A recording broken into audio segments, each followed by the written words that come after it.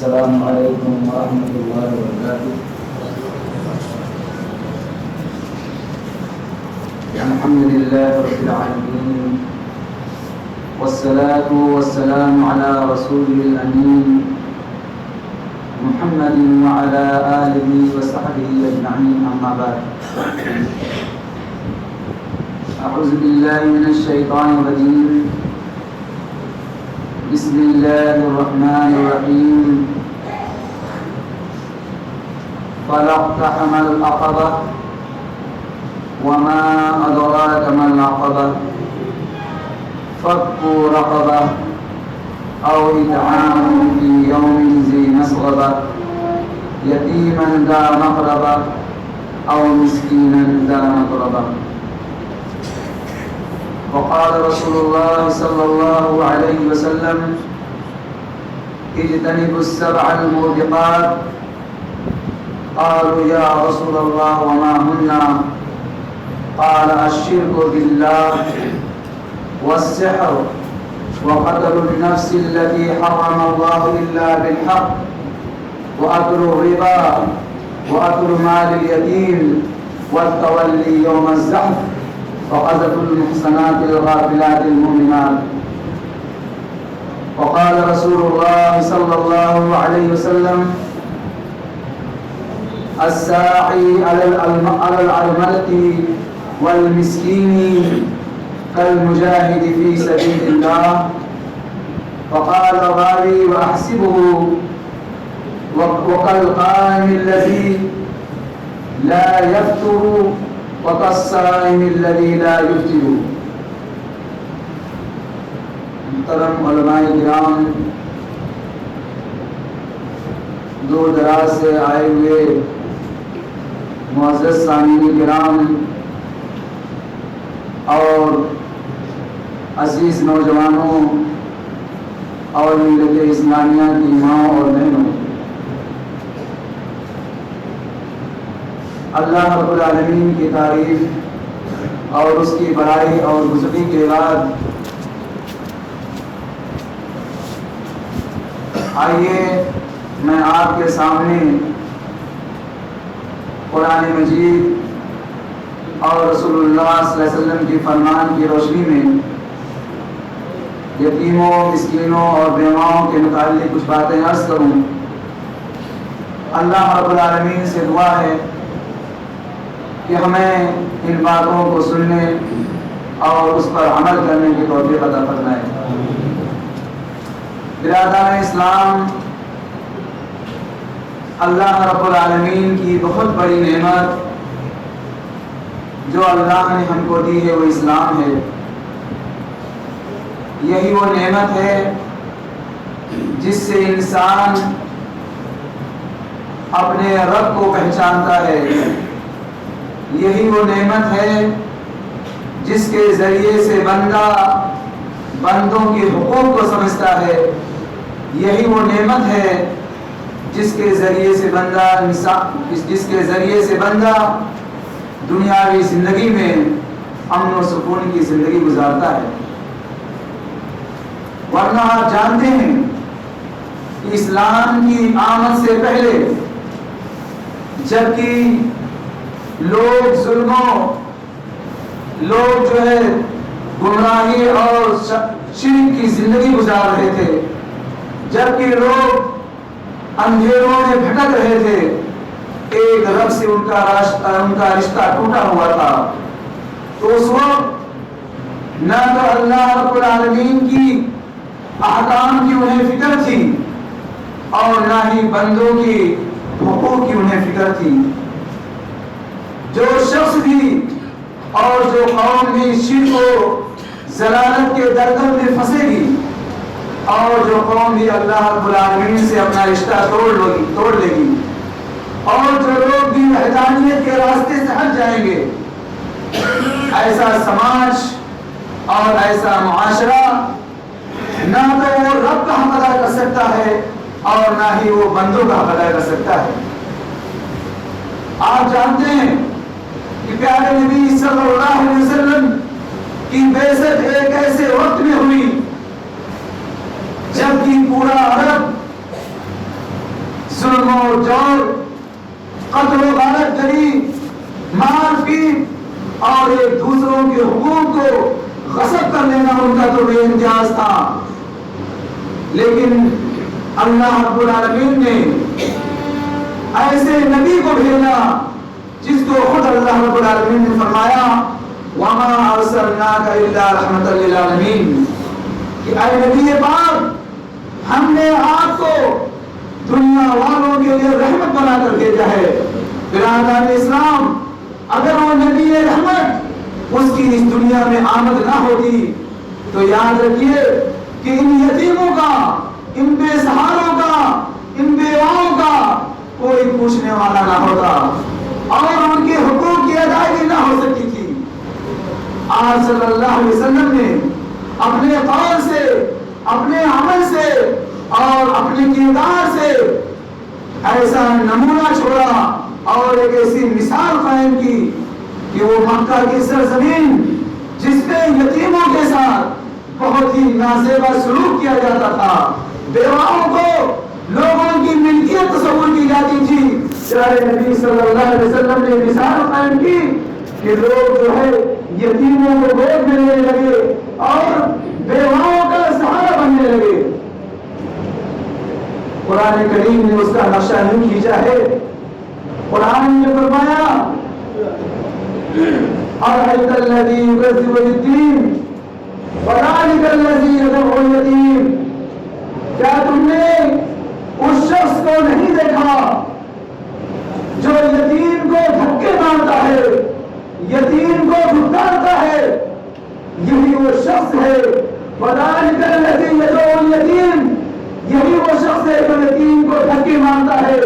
یقیناً جو آدمی بھی اللہ رب العالمین کا انکار کرے گا، قیامت کا انکار کرے گا، روز جزا کا انکار کرے گا، وہ بندوں کے حقوق ادا نہیں کر سکتا ہے. اللہ نے فرمایا فَذَلِكَ الَّذِي يَدْعُو الْيَتِيمَ، یہی وہ شخص ہے جو یتیم کو دھکے مارتا ہے اور اس کی قدر نہیں کرتا ہے. سماج اور معاشرے میں کسی غریب کو وقت دے وقت کی روٹی کھلا دینا، کسی انسان کی ضرورت پوری کر دینا، یہ کوئی مشکل کام نہیں ہے.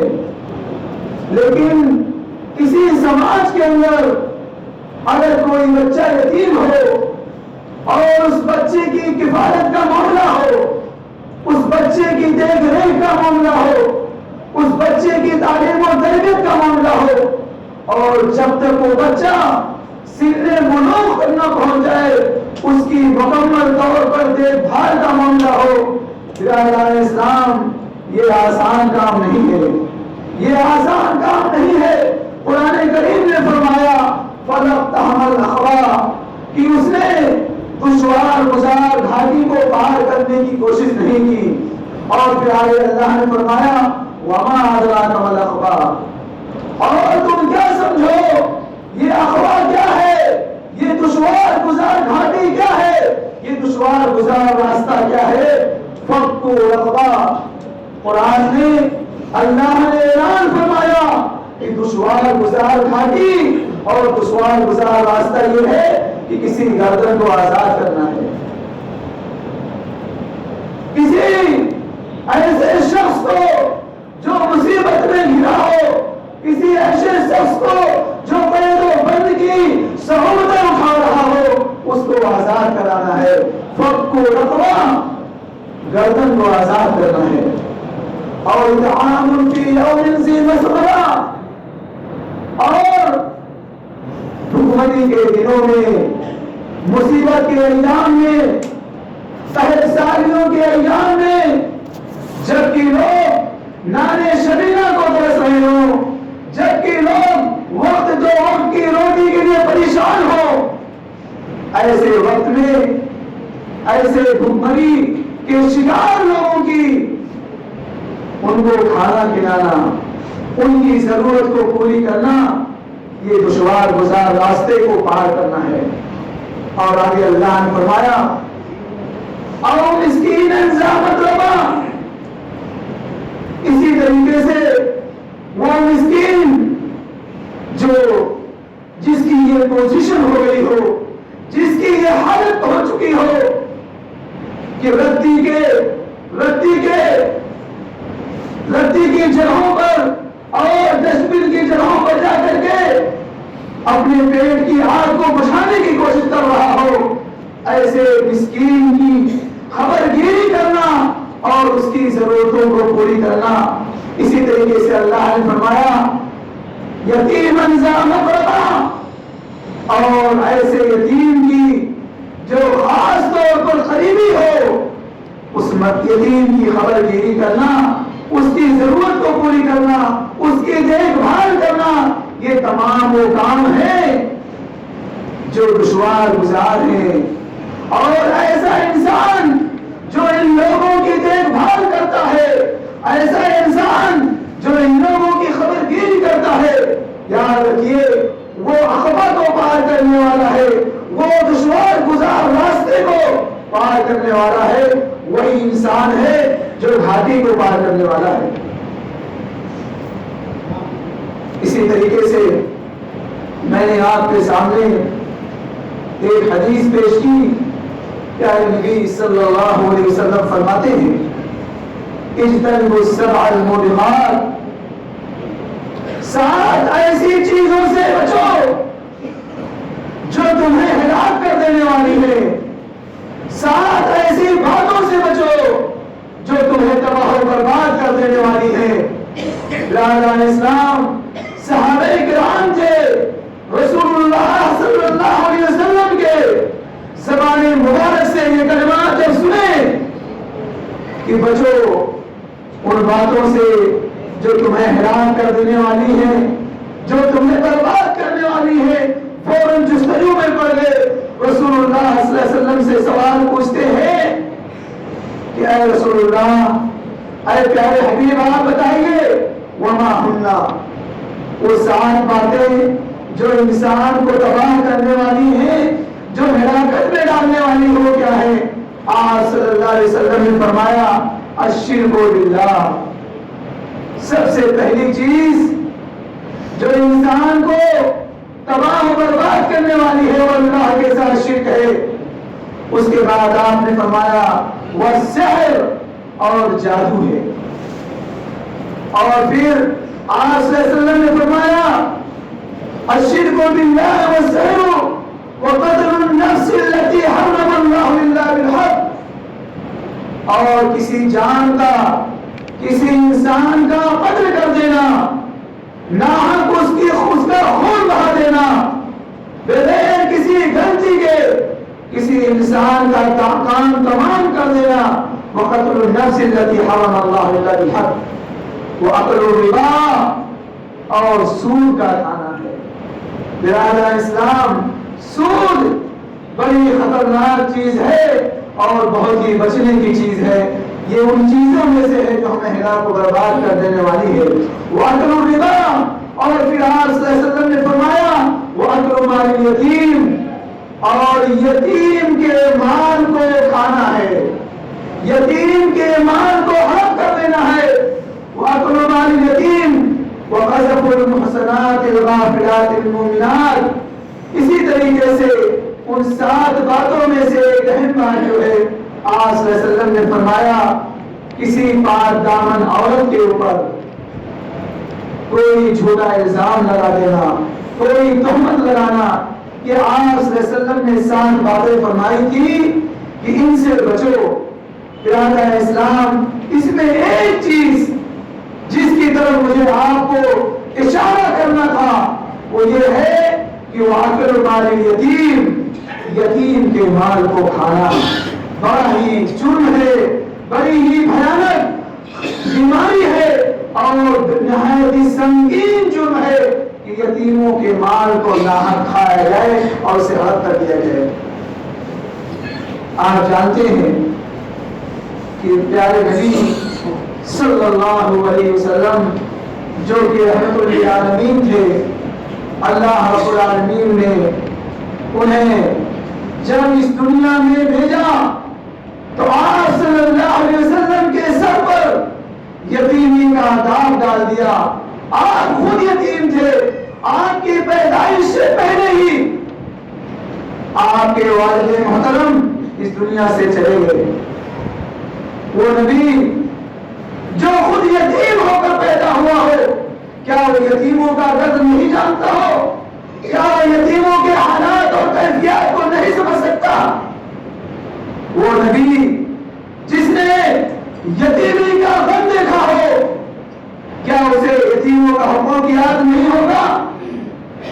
پیارے نبی صلی اللہ علیہ وسلم کو قرآن نے یاد دلایا، أَلَمْ يَجِدْكَ يَتِيمًا فَآوَىٰ۔ اے نبی پاک، کیا رب نے تم کو یتیم نہیں پایا تو آپ کو پناہ دے دی، آپ کو ٹھکانہ دے دیا؟ برادر اسلام، اس زمانے میں جب کہ شرک اور بت پرستی عام تھی، یتیموں کا کوئی پرسان حال نہ تھا، بیواؤں کی کوئی خبر گیری کرنے والا نہ تھا، اور تو اور ہر سماج کے اندر، یہودیوں کے اندر تو خاص طور پر بیواؤں کے متعلق یہ تصور تھا، اگر کوئی عورت بیوہ ہو جاتی تو بیوہ ہونے کے فوراً ہی بعد اس آدمی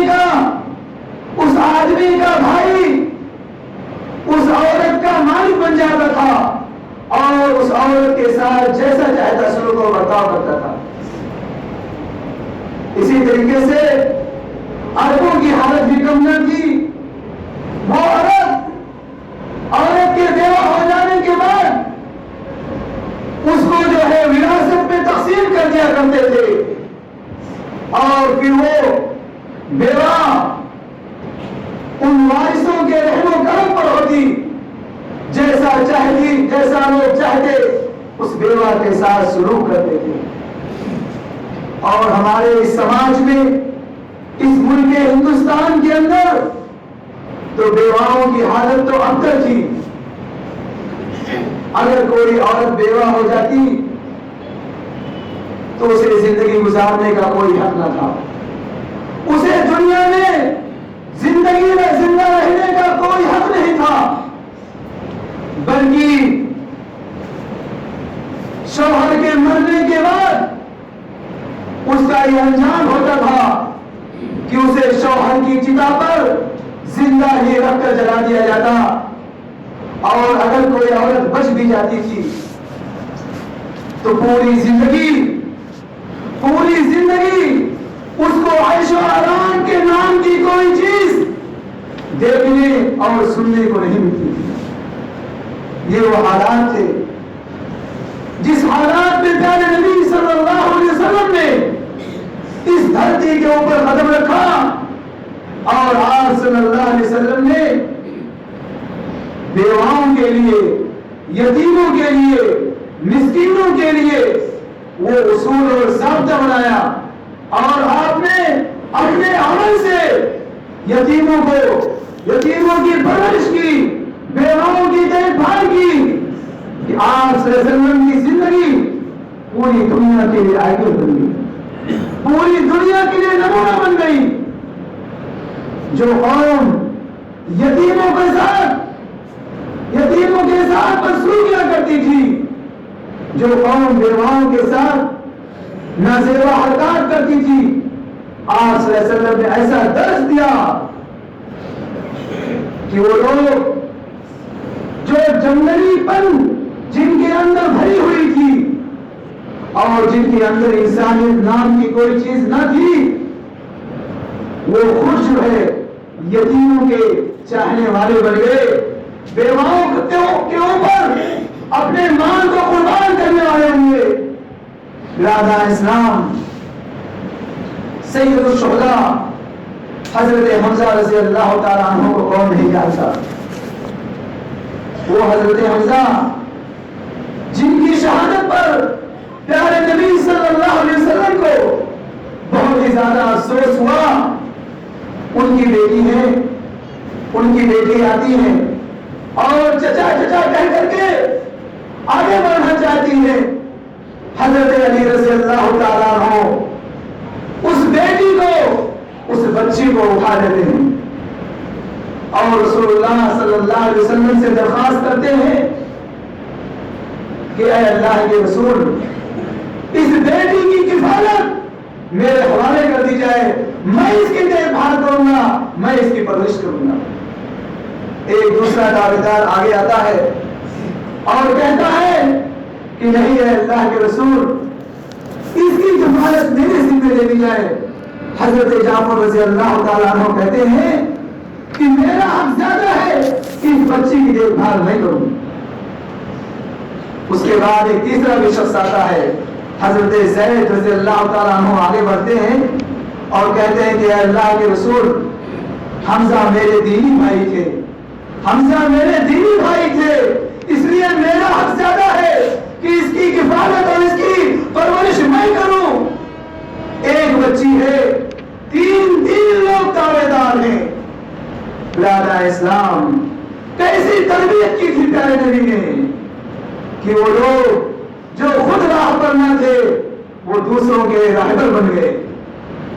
آپ صلی اللہ علیہ وسلم نے فیصلہ کیا کہ چونکہ اس بچی کی خالہ حضرت جعفر رضی اللہ تعالیٰ عنہ کی زوجیت میں ہے اور خالہ ماں کے درجے میں ہوتی ہے، اس لیے حق جو ہے جعفر رضی اللہ تعالیٰ عنہ کا ہے۔ برادر اسلام، یہ وہ چیز تھی کہ لوگ یتیموں اور بیواؤں کے لیے، ان کی خدمت کرنے کے لیے اور ان کی دیکھ بھال کرنے کے لیے مسابقہ کرتے تھے، اور خود پیارے نبی صلی اللہ علیہ وسلم کا یہ اعلان تھا کہ اگر کوئی آدمی مر جائے اور اپنے پیچھے اگر وہ اپنے بچوں کو چھوڑتا ہے، یتیموں کو چھوڑتا ہے، بیواؤں کو چھوڑتا ہے، اور اگر ان یتیموں اور بیواؤں کا کوئی ذمہ دار نہیں ہے تو آپ فرماتے ہیں کہ میں اس کا ذمہ دار ہوں۔ آپ فرماتے ہیں کہ میں اس کا ذمہ دار ہوں۔ یہ آپ صلی اللہ علیہ وسلم کا اسوہ تھا اور آپ صلی اللہ علیہ وسلم کا عملی طور پر لوگوں کو ایک درس تھا۔ اسی طریقے سے خود پیارے نبی صلی اللہ علیہ وسلم کسی بھی مسکین کو یا یتیم کو یا غریب کو جب دیکھتے تھے تو آپ اس کے لیے اپنا وقت خالی کرتے تھے، آپ اس کے ساتھ اپنا وقت دیتے اور کافی وقت لگاتے، اس کے سروں پر ہاتھ پھیراتے۔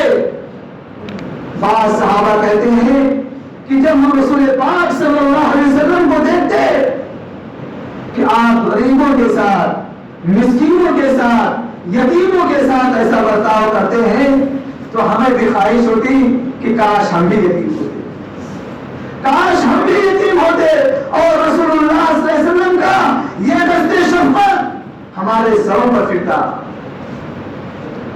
اور خود پیارے نبی صلی اللہ علیہ وسلم کے سامنے ایک آدمی آتا ہے اور اپنے دل کی سختی کی شکایت کرتا ہے کہ اے اللہ کے رسول، میرا دل بڑا سخت ہو گیا ہے، نیک کاموں کی طرف میرا دل راغب نہیں ہوتا اور اچھے کاموں کی طرف میرا دل نہیں جاتا ہے، بڑا ہی سخت دل ہو گیا ہے۔ اور جس آدمی کا دل سخت ہو جائے تو یاد رکھو کہ ایسا آدمی خیر اور بھلائیوں سے محروم ہو جاتا ہے۔ اس نے شکایت کی، پیارے نبی صلی اللہ علیہ وسلم فرماتے ہیں کہ تم کسی یتیم کی خبرگیری کرو، کسی یتیم کے سر پر ہاتھ پھیراؤ اور کسی کمزور اور بے سہارا لوگوں کو سہارا دو، اللہ رب العالمین تمہارے دلوں کو نرم کر دے گا۔ بڑی ہی بشارتیں ہیں برادر اسلام یتیم کی دیکھ بھال کرنے والے اور بیواؤں کی خبرگیری کرنے والے کی۔ آپ صلی اللہ علیہ وسلم فرماتے ہیں انا وکافل الیتیم کہاتین، میں اور یتیم کی کفالت کرنے والا دونوں اس طرح ہوں گے۔ اور پھر صحابی کہتے ہیں کہ آپ صلی اللہ علیہ وسلم نے اپنے دونوں انگلیوں کو اٹھایا اور دونوں کو قریب کیا اور فرمایا کہ کل قیامت کے دن میں اور یتیم کی دیکھ بھال کرنے والا ایسے ہی ہوں گے جیسے کہ دونوں انگلیاں ہوتی ہیں۔ یہ درس دیا تھا پیارے نبی صلی اللہ علیہ وسلم نے۔ اسی طریقے سے آج صلی اللہ علیہ وسلم کے آخری لمحات ہیں، آج صلی اللہ علیہ وسلم کے آخری لمحات ہیں۔ آج صلی اللہ علیہ وسلم یہ تاکید کر رہے ہیں الصلاۃ وما ملکت ایمانکم، لوگوں نماز کا خیال رکھو، نماز کا خیال رکھو، اور جو تمہارے ماتحت لوگ ہیں ان کا خیال رکھو۔ برادر اسلام، ماتحتوں میں بہت سارے لوگ آتے ہیں، ہمارے گھر کے افراد بھی آتے ہیں، ہمارے رشتہ دار بھی آتے ہیں، یتیم اور مسکین بھی آتے ہیں۔ اسی طریقے سے وہ تمام لوگ جن کی کفالت اور جن کی دیکھ بھال ہماری ذمہ داری ہے، وہ تمام لوگ وما ملکت ایمانہم ان کے اندر آتے ہیں۔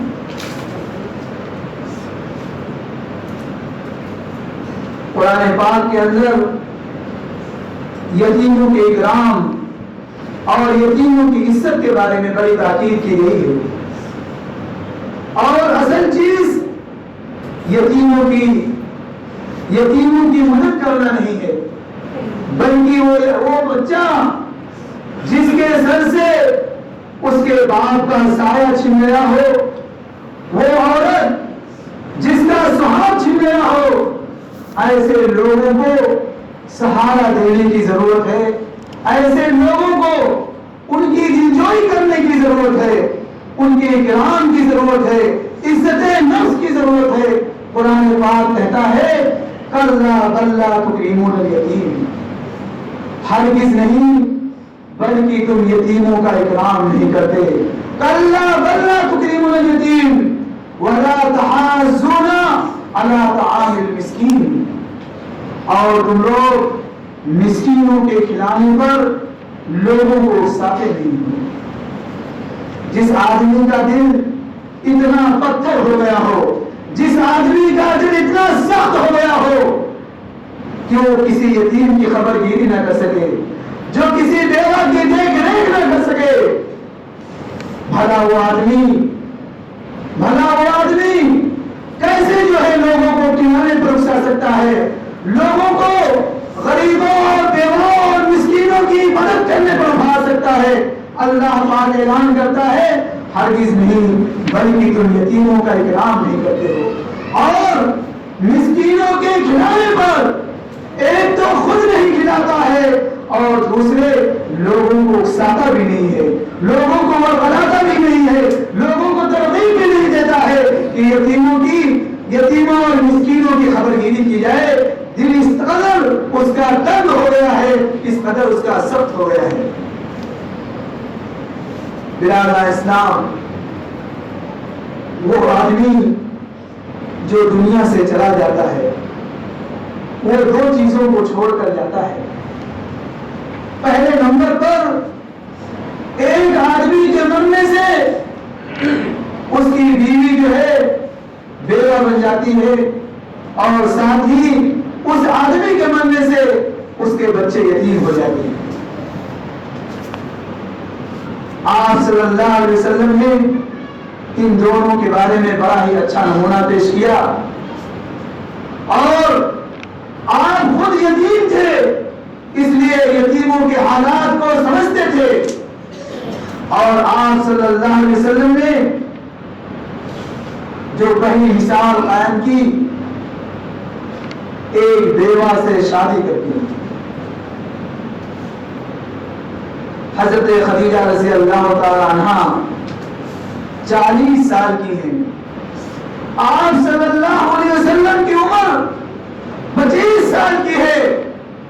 اللہ رب العالمین نے وہ جسم دیا تھا، وہ خوبصورتی بھی تھی، وہ جوانی بھی تھی کہ عرب کی مشہور اور عرب کی خوبصورت عورتوں سے رشتہ ہو سکتا تھا، لیکن قربان جائیے اس نبی پر جس نے لوگوں کے لیے ایک مثال قائم کی، ان عربوں کے سامنے مثال قائم کی جو عرب بیواؤں کو منحوس سمجھتے تھے، جو حرام عورتوں کو اپنی میراث سمجھا کرتے تھے، اور وہ عورتیں بیوگی کے بعد، شوہر کے مرنے کے بعد ان کے پاس کوئی دوسرا آپشن نہ تھا، یا تو گھٹ گھٹ کر کے اپنی زندگی کو یوں ہی بسر کر دیتی تھی، یا تو چاہتے یا نہ چاہتے وہ یہ سوچتی تھی کہ اپنی زندگیوں کو یوں ہی برباد کر لیا جائے اور ختم کر دیا جائے۔ اور بہت سارے ایسی بھی تھی جو خودکشی کے لمحے کے دم پہ بھی ہو جاتی تھی۔ آپ صلی اللہ علیہ وسلم نے حضرت خدیجہ رضی اللہ تعالیٰ عنہا سے جب شادی کی، پورے 25 سال تک آپ صلی اللہ علیہ وسلم نے کسی سے شادی نہیں کی۔ 50 سال کے ہو گئے، آپ نے اپنی پوری جوانی حضرت خدیجہ کے ساتھ گزاری اور کسی دوسری عورت سے شادی نہیں کی۔ بعض لوگوں نے کہا کہ اے اللہ کے رسول، خدیجہ کا انتقال ہو گیا ہے، آپ کسی اور سے شادی کر لیجیے، آپ کے لیے بہت ساری عورتیں کنواری مل جائیں گی۔ آپ صلی اللہ علیہ وسلم نے فرمایا دیکھو، وہ خدیجہ تھی جن کی بات ہی کچھ اور تھی، وہ خدیجہ تھی جنہوں نے مجھے سنبھالا اس وقت جبکہ مکہ والوں نے مجھے ٹھکرا دیا تھا، جبکہ لوگوں نے مجھے میرا انکار کیا تھا، خدیجہ نے میرا پورا سپورٹ کیا تھا، میرا پورا تعاون دیا تھا، اس خدیجہ کو میں کیسے بھول سکتا ہوں۔ برادر اسلام، اس کے بعد پھر آپ نے شادی کی حضرت سودا رضی اللہ تعالی عنہ سے۔ وہ سودا وہ بھی بیوہ تھی، اسی طریقے سے آپ نے شادی کی ام سلمہ رضی اللہ تعالی عنہ سے، وہ بھی بیوہ تھی۔ اس طرح سے تقریباً آپ صلی اللہ علیہ وسلم نے 8 عورتوں سے نکاح کیا۔ یہ تمام کی تمام عورتیں بیوہ تھی۔ 8 ایسی عورتوں سے آپ نے شادی کی جو بیوہ تھی اور جن کی عمریں عام طور پر 40 کو پار کر گئی تھی۔ آپ نے یہ نمونہ اور یہ مثال ان جاہلوں کے درمیان قائم کی جو بیوہ عورتوں کے ساتھ بدسلوکیاں کرتے تھے۔ آپ صلی اللہ علیہ وسلم نے یہ مثال دی کہ ان عورتوں سے رشتہ کر کے آپ صلی اللہ علیہ وسلم نے ان کی زندگی گزارنے کا ایک حوصلہ دیا، آپ نے ان کے رہنے سہنے کا انتظام کر دیا۔ برادر اسلام، آسان کام نہیں ہے کسی بیوہ کے ساتھ شادی کرنا۔ آج اگر سماج میں ایک نوجوان سے یہ کہا جائے کہ کسی کماری عورت سے شادی کر لو جو عورت تم سے تھوڑا عمر میں بڑی ہے، تو لوگ نہیں، انکار میں جواب ہوتا ہے کہ نہیں، مجھ سے عمر میں بڑی ہے، رشتہ کیسے ہو سکتا ہے۔ لیکن اگر کسی سے یہ کہا جائے کہ تم بیوہ سے شادی کر لو، تمہاری شادی نہیں ہوئی ہے، تو پھر اس کا جواب کیا ہوگا؟ حال تو یہ ہے کہ کنواری سے شادی نہیں کرنا چاہتا ہے جبکہ اس کی عمر تھوڑا زیادہ ہے۔ اور آپ صلی اللہ علیہ وسلم کو دیکھیے کہ عمر میں بھی زیادہ ہے، اور وہ عورت جو 2 شوہروں سے جس کا نکاح ہو چکا ہے اور 2 آدمیوں سے وہ بیوہ ہو چکی ہے، پیارے نبی صلی اللہ علیہ وسلم ایسی عورت سے نکاح کرتے ہیں اور آپ صلی اللہ علیہ وسلم ایک مثال قائم کرتے ہیں۔ کیا کوئی ہے سماج میں جو آپ صلی اللہ علیہ وسلم کے اس مثال کو اپنے سامنے رکھ کر کے اور ایک نئی مثال قائم کرے اور لوگوں کے سامنے ایک نمونہ بنے؟ برادر اسلام، لوگ آسان سمجھتے ہیں مسلمان ہونا، لوگ آسان سمجھتے ہیں مسلمان ہونا، یہ آسان کام نہیں ہے۔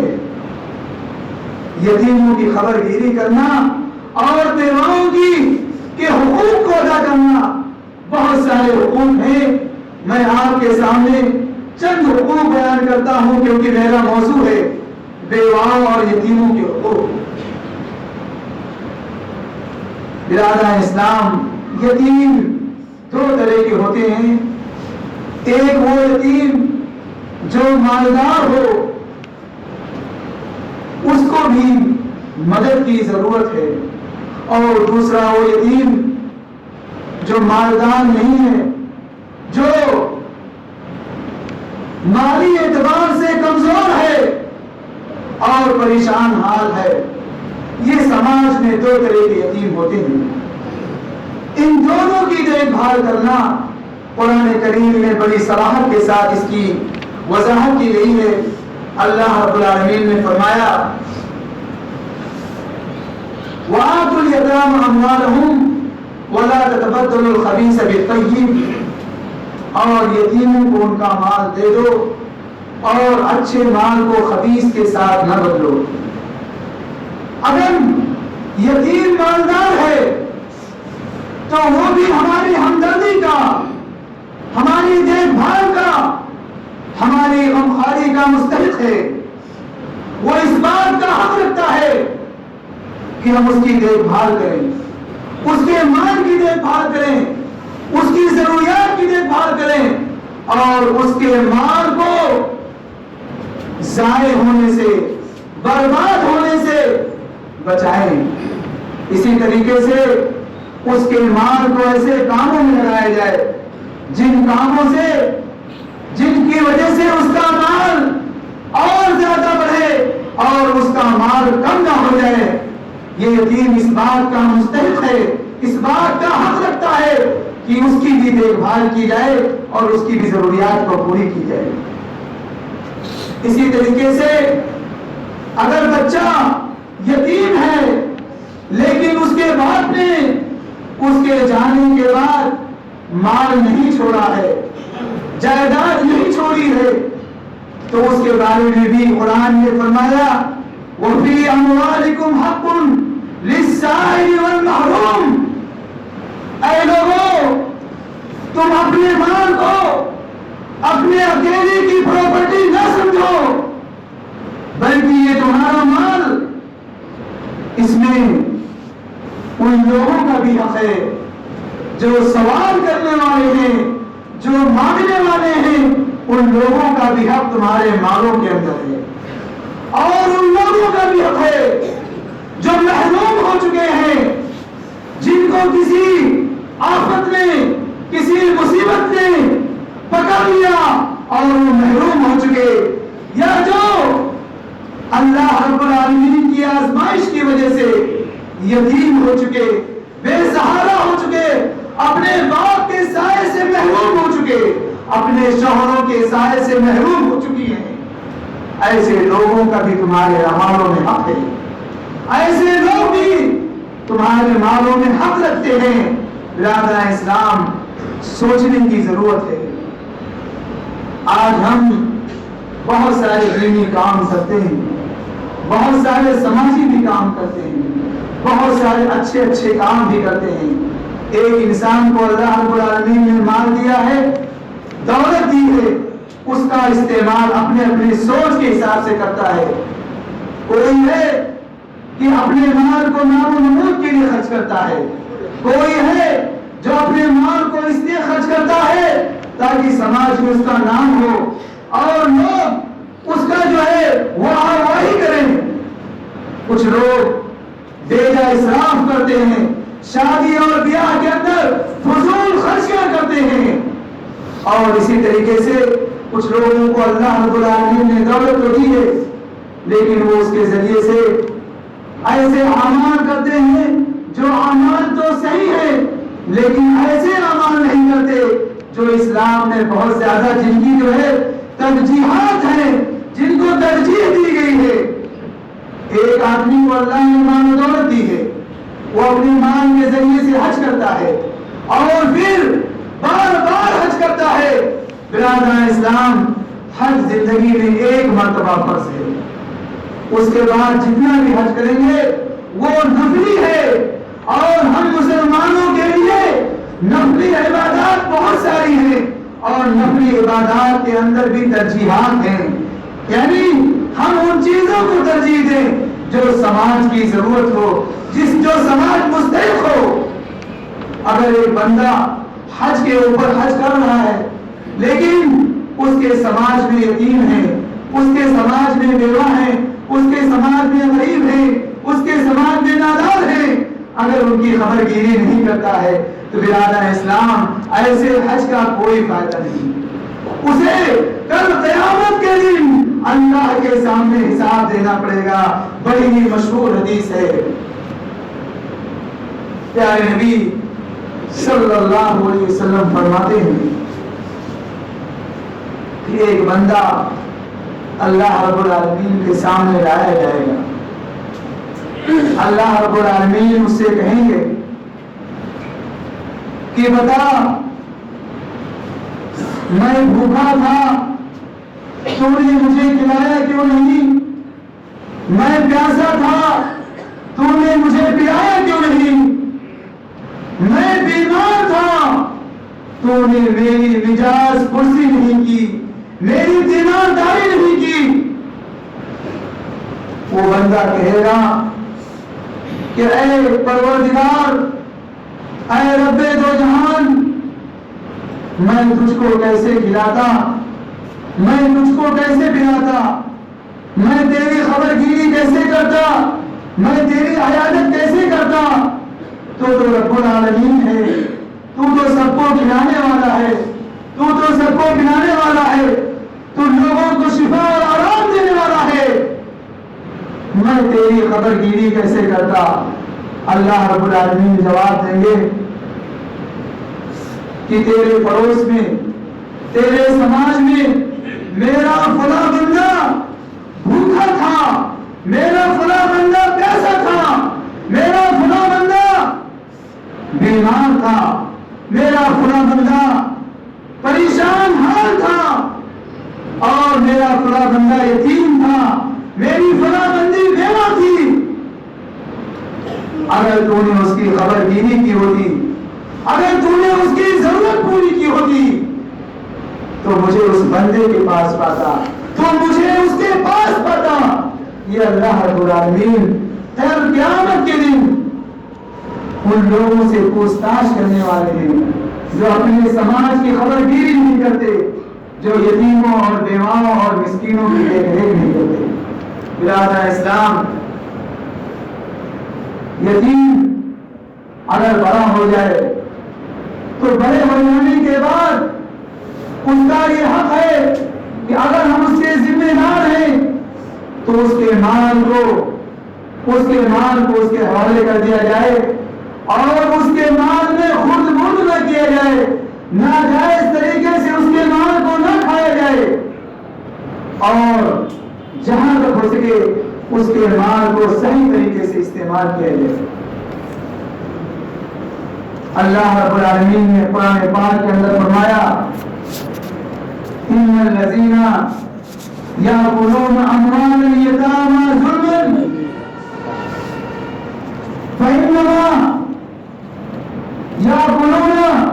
ان الذین یاکلون اموال الیتامی ظلما، وہ لوگ جو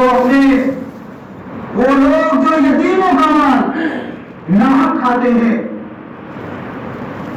جو لوگ یتیموں کا مال ناحق کھاتے ہیں، یقیناً وہ لوگ اپنے پیٹ میں جہنم کی آگ بھرتے ہیں، وہ لوگ جہنم کی آگ کو اپنے پیٹ میں ڈال رہے ہیں۔ وَسَيَصْلَوْنَ سَعِيرًا، اور یتیموں کے مال کھانے والے ان قریب یہ جہنم میں داخل ہونے والے ہیں، ان قریب یہ جہنم میں جانے والے ہیں۔ برادر اسلام، یہ یتیم کا حق ہے کہ یتیم کی خبر گیری کی جائے، یتیم کی ضرورت پوری کی جائے، یتیم کی حفاظت کی جائے، اور یتیم جب بڑا ہو جائے تو اس کے مال کو اس کے حوالے کر دیا جائے، اور اس کی ہر قدم پر، ہر موڑ پر اس کی اصلاح کی جائے، اور اسی طریقے سے جہاں بھی اسے نقصان پہنچنے والا ہو، جہاں بھی اسے مصیبت آنے والی ہو، اس سے بچانے کی کوشش کی جائے۔ پیارے نبی صلی اللہ علیہ وسلم کس قدر یتیموں سے محبت کرتے تھے. ابھی آپ نے سنا کہ وہ مسجد جو رسول اللہ صلی اللہ علیہ وسلم نے مدینہ جانے کے بعد بنائی تھی اور جس کی بنیاد تقویٰ پر رکھی گئی، یہ 2 یتیم بچوں کی تھی. 2 یتیم بچوں کی تھی. پیارے نبی صلی اللہ علیہ وسلم نے بلایا اور بچوں سے پوچھا کہ یہ تمہاری زمین ہے، مجھے اس کی ضرورت ہے. بچوں نے کہا کہ اللہ کے رسول آپ اس زمین کو لے کر کیا کریں گے؟ کہا اللہ کا گھر بنانا چاہتا ہوں. برادر اسلام، کس قدر وہ بچے تھے جو رسول کو چاہنے والے تھے، اور کس قدر رسول تھے، رحمت للعالمین تھے کہ ان بچوں کی آپ صلی اللہ علیہ وسلم قدر کرنے والے تھے. ان بچوں نے کہا کہ اے نبی، اے رسول پاک، اگر آپ کو اللہ کے لیے ہمارے اس زمین کی ضرورت ہے تو ہم اس زمین کو آپ کے لیے بغیر قیمت کو دینے کو تیار ہیں، اور آپ جتنی چاہیے جیسا چاہیے اس کا استعمال کیجیے، ہمیں اس کے پیسے کی اور قیمت کی ضرورت نہیں ہے. لیکن وہ نبی رحمت للعالمین تھے. آپ نے کہا بیٹا، یہ نبی یتیموں کا مال کھانے والا نہیں ہے، تمہاری جگہ دے گا اور اس کے بدلے میں تمہیں اس کی قیمت دے گا. بچوں نے کہا کہ نبی یہ آپ کے اوپر ہے، آپ جو چاہیں دے دیں، ہمیں اس کی کوئی پرواہ نہیں ہے. آپ صلی اللہ علیہ وسلم نے فوراً حکم دیا کہ زمین کو لی جائے اور ان بچوں کی اس کی قیمت ادا کر دی جائے. بہت ہی زیادہ رسول سے محبت کیوں یتیموں کی، اور بہت ہی زیادہ رسول صلی اللہ علیہ وسلم ان یتیموں کو چاہنے والے تھے.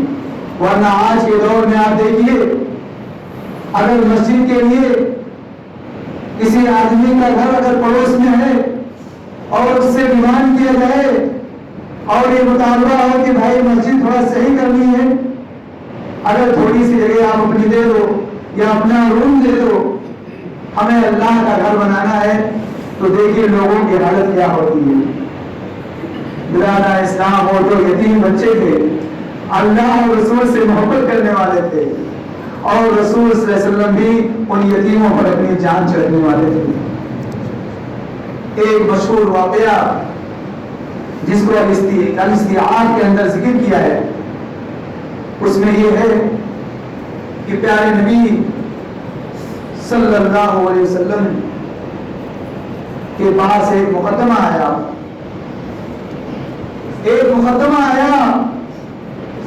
اور ایک یتیم بچے نے رسول صلی اللہ علیہ وسلم کے پاس پیش کیا کہ یہ فلاں باغ جو ہے اس پر ایک آدمی قابض ہے اور وہ باغ میرا ہے.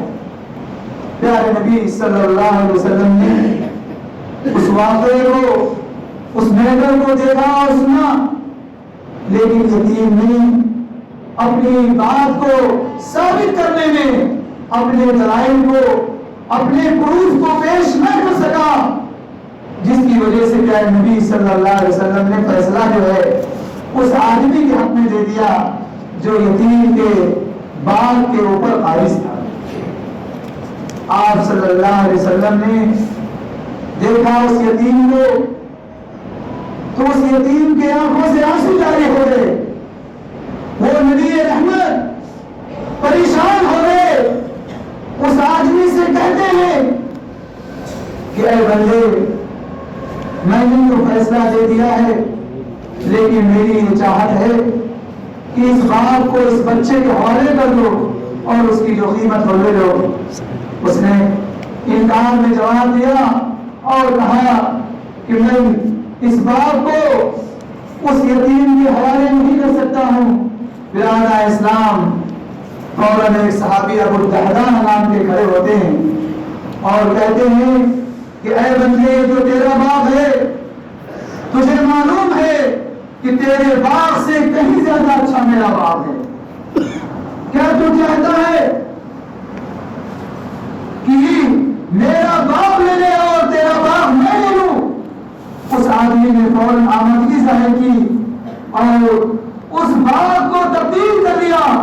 فوراً صحابی رسول ابو الدرداء نے رسول اللہ صلی اللہ علیہ وسلم کی قدر کرتے ہوئے اور اس یتیم کا خیال کرتے ہوئے اور آپ صلی اللہ علیہ وسلم کی زبان رکھتے ہوئے اس باغ کو اس یتیم کے حوالے کر دیا، جس یتیم کا دعوے دار، جو یتیم اس باغ کا دعوے دار تھا۔ لہذا اسلام بہت سارے حقوق ہیں یتیموں کے اور بیواؤں کے۔ بیواؤں کا حق ہے کہ ان کا رشتہ بیوی کے بعد جبکہ وہ بیوہ ہو جائے تو سماج میں یہ ذمہ داری ہے لوگوں کی ان کا رشتہ جلد از جلد کرا دیا جائے۔ اگر ان کا رشتہ نہیں کرایا گیا تو آپ جانتے ہیں سماج میں اس کے کیا کیا نقصانات ہو سکتے ہیں۔ آج صلی اللہ علیہ وسلم کی زندگی کی مثالیں ہمارے سامنے موجود ہیں۔ یہ بیوائیں جو یوں ہی زندگی گزار رہی ہیں، برادر اسلام ہمیں سوچنے کی اور غور کرنے کی ضرورت ہے۔ ہمیں ایسی تنظیمیں اور ایسے ادارے بنانے کی ضرورت ہے جس میں یتیموں کا، بیواؤں کی خبر گیری کی جائے اور ان کے لیے ایسا فنڈ اور ایسے رقوم اور اسی طریقے سے ان کے لیے ایسے ادارے بنانے کی ضرورت ہے جن کے ذریعے سے یتیموں کا ماہانہ وظیفہ جاری ہو، جس کی وجہ سے بیوہ اور یتیم لوگوں کے لیے جو ہے ان کی زندگی کے مسائل حل ہو سکے۔ اگر ہم نے اس کے اوپر غور کیا تو یاد رکھیے کہ ہم اللہ رب العالمین کے ہاں بہت ہی زیادہ ثواب کے مستحق ہوں گے۔ میں آپ کے سامنے ایک حدیث جو میں نے پڑھی تھی اسی کو پیش کر کے اپنی بات کو ختم کرتا ہوں۔ پیارے نبی صلی اللہ علیہ وسلم فرماتے ہیں کہ وہ آدمی جو کسی بیوہ کے لیے کوشش کرنے والا ہے، جو کسی بیوہ کے لیے دوڑ بھوک کرنے والا ہے، جو کسی مسکین اور یتیم کی ضرورت کے لیے بھاگ دوڑ کرنے والا ہے، تو یاد رکھیے اس کے لیے بڑی ہی ثواب کی خوشخبری ہے۔ اس کا مقام اس مجاہد کی طرح ہے جو مجاہد اللہ کے راستے میں فی سبیل اللہ جہاد کرتا ہے۔ اس کا مقام اور مرتبہ اس آدمی کی طرح ہے جو رات و رات اللہ کی عبادت میں کھڑے رہتا ہے اور اللہ کی عبادت کرتے رہتا ہے۔ اسی طریقے سے جو ان یتیموں کی اور ان بیواؤں کی خبر گیری کرتا ہے، پیارے نبی صلی اللہ علیہ وسلم فرماتے ہیں کہ اس کی مثال اس آدمی کی طرح ہے جو مستقل اور برابر اور مسلسل روزے رکھتا ہے اور کبھی اس پہ احترام نہیں کرتا ہے۔ اس قدر ثواب پیارے نبی صلی اللہ علیہ وسلم نے فرمایا ہے، بڑی ہی اجر و ثواب کی بشارت دی ہے۔ برادر اسلام ہم ہیں کہ آج اس ثواب سے محروم ہیں۔ اللہ رب العالمین سے دعا ہے کہ ہمیں یتیموں کی، مسکینوں کی، بیواؤں کی خبر گیری کرنے کی توفیق عطا فرمائے۔ اے اللہ ہمیں جب تک زندہ رکھے اسلام پر زندہ رکھے اور جو ہمارا خاتمہ ہو تو ایمان پر خاتمہ ہو۔ آمین تقبل یا رب العالمین۔ والسلام علیکم ورحمۃ اللہ وبرکاتہ۔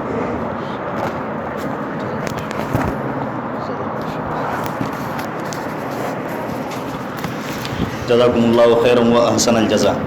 اللہ رب العالمین آپ کے میزان حسنات میں سے شامل فرمائیں اور آپ کی مغفرت کا سبب بنائیں۔ سامعین کرام، یقیناً قابل غور یہ موضوع تھا اور کافی اہم نکات کی طرف آپ کی رہنمائی کی گئی، ہماری رہنمائی کی گئی، اور اس بات میں کوئی دو رائے نہیں کہ دونوں موضوع اور اگلا تیسرا موضوع بھی کافی اہم ہے۔ وقت کی نزاکت کے بنا پر ہم نے مختصر وقت رکھا تھا، لیکن باتیں ایسی تھی کہ دل چاہ رہا تھا کہ مزید اس پر سنتے چلیں اور جو نگارشات تھے، جو مشورے تھے، اسے محفوظ کرتے چلیں۔ لیکن قبل اس کے کہ ہم ہمارے تیسرے مہمان خطیب کو دعوت دیں، اس سے قبل میں چاہتا